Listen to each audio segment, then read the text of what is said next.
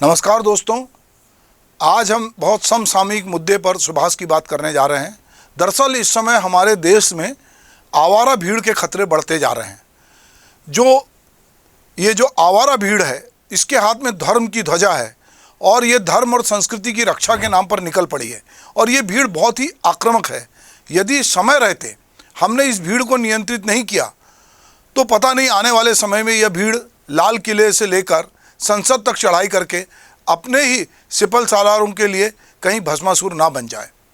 गुरु हरिशंकर परसाई ने इस आवारा भीड़ के खतरे को बहुत पहले पहचान लिया था। वे कहते हैं कि यूरोप में दूसरे महायुद्ध के दौरान जो पीढ़ी पैदा हुई उसे लास्ट जनरेशन, खोई हुई पीढ़ी कहा जाता है। युद्ध के दौरान अभाव, भुखमरी, शिक्षा, चिकित्सा की ठीक से व्यवस्था नहीं हुई तो युद्ध में सब बड़े लोग, बच्चों की परवाह भी किसी ने नहीं किया, तो बच्चे जो हैं वो धीरे धीरे एक हाशिए पे चले गए। हमारे देश में हमने देखा कोरोना काल के दौरान बेरोजगारी, भुखमरी, चिकित्सा का गंभीर अभाव, महंगाई की मार झेल रहे लोग, ऐसे में युवा वर्ग को काम पे लगाने की बजाय धर्म संस्कृति की अफीम चटाकर एक ऐसी भीड़ में तब्दील किया जा रहा है जो अनियंत्रित है, दिशाहीन है। हरिशंकर परसाई अपने निबंध आवारा भीड़ के खतरे में लिखते हैं, युवक युवतियों के सामने आस्था का संकट है। सब बड़े उनके सामने नंगे हैं। आदर्श, सिद्धांतों, नैतिकताओं की धज्जियां उड़ रही हैं। वे धूर्तता, अनैतिकता, निष्ठा को अपने सामने सफल और सार्थक होते देख रहे हैं। एक नई पीढ़ी अपने ऊपर से अधिक जड़ और दकियानूस हो गई है। यह हताशा से उत्पन्न भाग्यवाद के कारण हुआ है। अपने पिता से अधिक तत्ववादी, बुनियाद परस्त ये नई पीढ़ी है। धर्म की रक्षा के नाम पर इस समय जिस तरह से हमने जहांगीरपुरी में देखा, हमने मध्य प्रदेश के खरगोन में देखा और अमूमन हम देश में चाहे कर्नाटक हो या कहीं पर भी देखें, हम देख रहे हैं कि कहीं Hanuman Chalisa versus loud speaker या कुरान या अजान, इसकी लड़ाई चल रही। बम्बई जैसी जगह में राज ठाकरे मुसलमान को धमका रहे हैं। चाहे मुख्यमंत्री योगी आदित्यनाथ हों या शिवराज सिंह जैसे मुख्यमंत्री, वो बुलडोजर चलवा रहे हैं।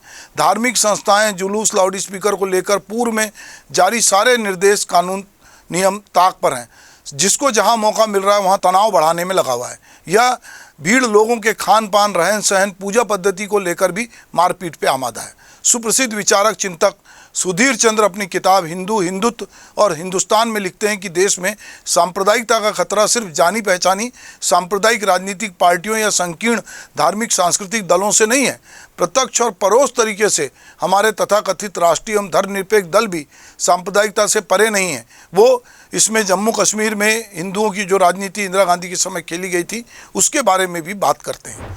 इस समय जो है राष्ट्रवादी कांग्रेस में चुनाव को इस पैमाने पे जो सांप्रदायिक करेगी ये लोगों ने सोचा नहीं था। उस समय हाथ पर मोहर लगाई है भगवान राम का हाथ कहने वाले कांग्रेस अब राम के साथ से कहीं पीछे चली गई है और भाजपा ने राम पर लगभग अपना कॉपीराइट कर लिया। आज राम जय जय श्री राम उनके हैं या लगता है कि राम उनके साथ हैं।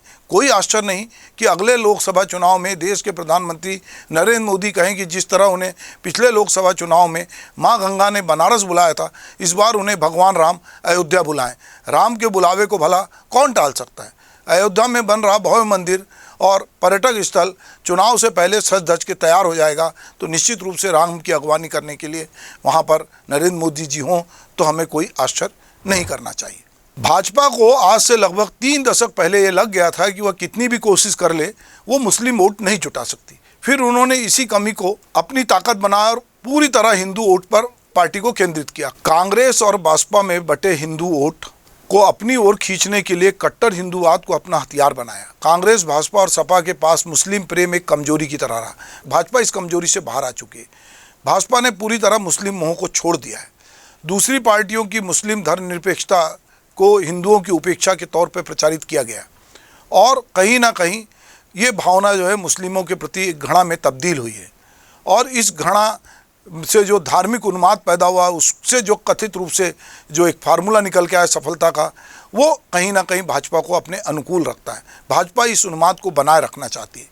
यही वजह है कि हम देख रहे हैं कि लगातार जो है ये धार्मिक उन्माद एक जुलूस की शक्ल में, चाहे वो रामनवमी का जुलूस हो, चाहे हनुमान चालीसा का हो, वो इस तरह से निकल रहा है कि कहीं ना कहीं वो इससे एक टकराहट की स्थिति बने और दोनों संप्रदाय लड़ें तो जो बहुसंख्यक हिंदू है वो और हिंदू हो और मुसलमान और कट्टर मुसलमान हो और ये जो कथित घृणा उन्माद में बदलने का खेल है वो बहुत तेज़ी से इस तरह से हमारे देश में हो रहा है। और ये कड़वा सच भी है कि भारत में मुसलमानों की एक बड़ी संख्या अशिक्षित और धार्मिक रूप से घोर कट्टर है।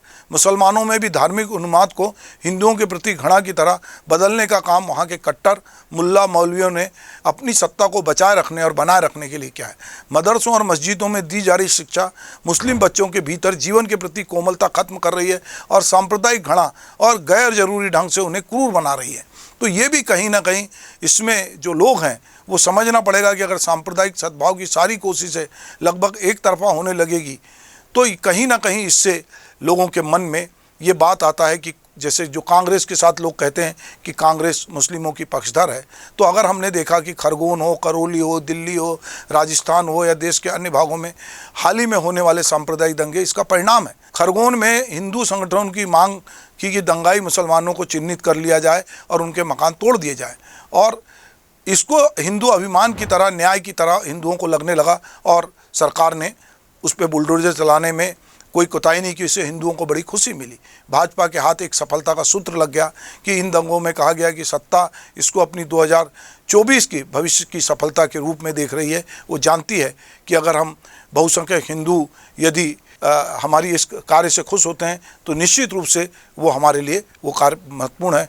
यहाँ पर अगर हम देखते हैं कि जो मुख्य मुद्दे हैं, जो हमारे गरीबी, भूखमरी, बेरोजगारी के मुद्दे हैं, वो एक तरफ हो गए हैं और उसकी जगह कहीं ना कहीं ये जुलूस, हनुमान चालीसा, लाउड स्पीकर, ये सारी चीज़ों ने एक राय, और अब पूरे देश में एक नए धार्मिक जुलूस निकालने का, हर समाज अपनी ताकत दिखाने का एक नया ट्रेंड चला है। पुलिस और प्रशासन के सामने ये सबसे बड़ा एक चुनौती के रूप में भी हो गई है कि किस तरह से वो धार्मिक जुलूसों को नियंत्रित करे, क्योंकि ये बात तय है कि जब इस तरह के जुलूस होते हैं तो इसमें टकराहट होती है और राजनीतिक पार्टियां जो कहीं ना कहीं किसी जाति की राजनीति कर रही हैं, किसी धर्म की राजनीति कर रही हैं, तो उनको इससे फ़ायदा होता है। तो इस समय हम देख रहे हैं कि पूरे देश में एक आवारा भीड़ चारों तरफ मंडरा रही है। वो भीड़ किसी भी धर्म की ध्वजा लेकर चल रही है।